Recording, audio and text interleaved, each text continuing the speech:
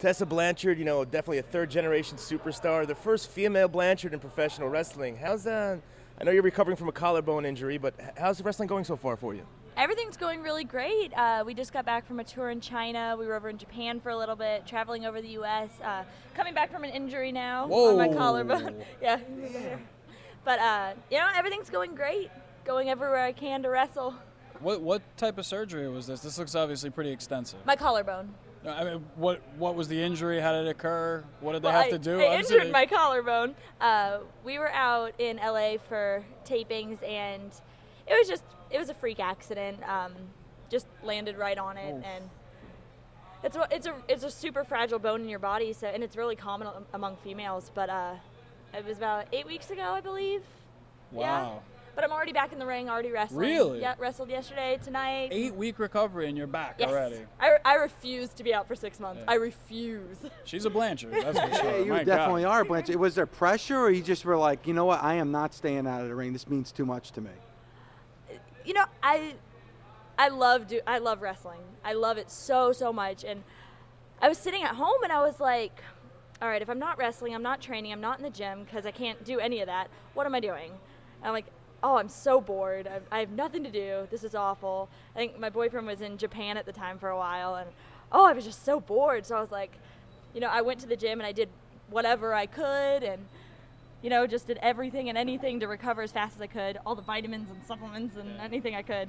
Is there a lot of pressure being a third generation, especially a female? Because I feel like as a female wrestler, you already have this judgment placed upon you. But now you're not only a female wrestler, you're a third generation female wrestler, and it's just. Is that extra pressure for you when you go out there, or is it something you're just able to block out?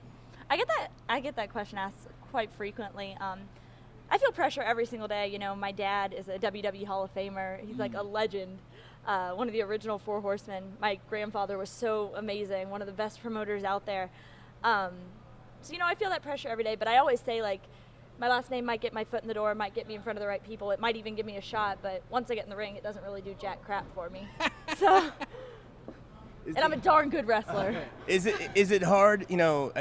Obviously Magnum and Tully had that great feud. Do you ever go back and watch that? Is it awkward to watch them beat the crap out of each other? I love that match. Starrcade 85, actually. I love that match. Trevor and I were just watching it the other day.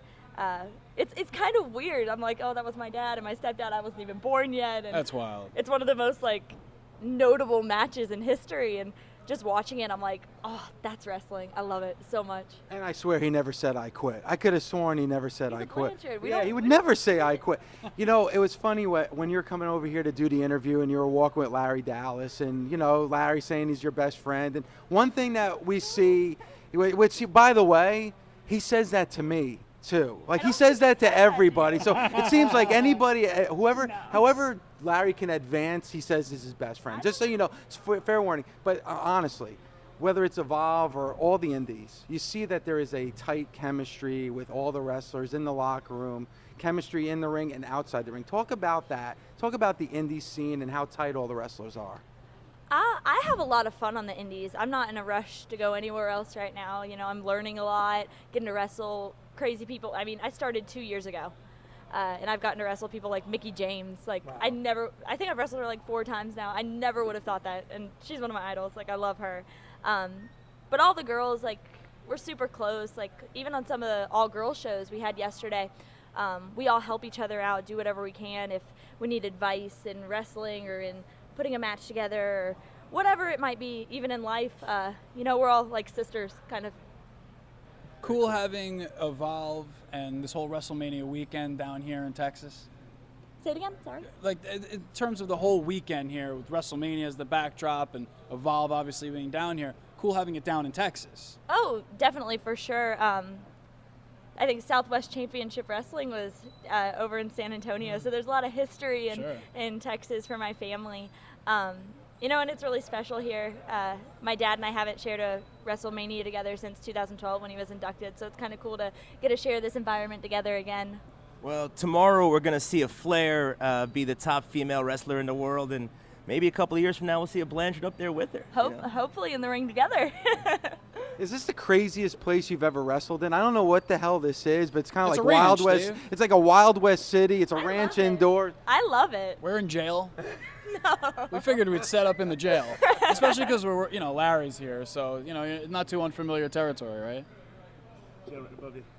Oh, this we are is. in jail. Yeah, we're in jail. We're in We're in jail. jail together. We're in jail. Best friends Oh, do go well, to how jail sweet. The only way How it would ever be. sweet. Do go to The jail only together. way it would ever be, I would Can go to you jail. say you went to jail with Larry Dallas?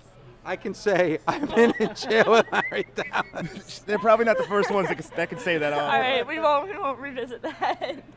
Thank you, Tessa. Appreciate No, it. yeah, thank you guys.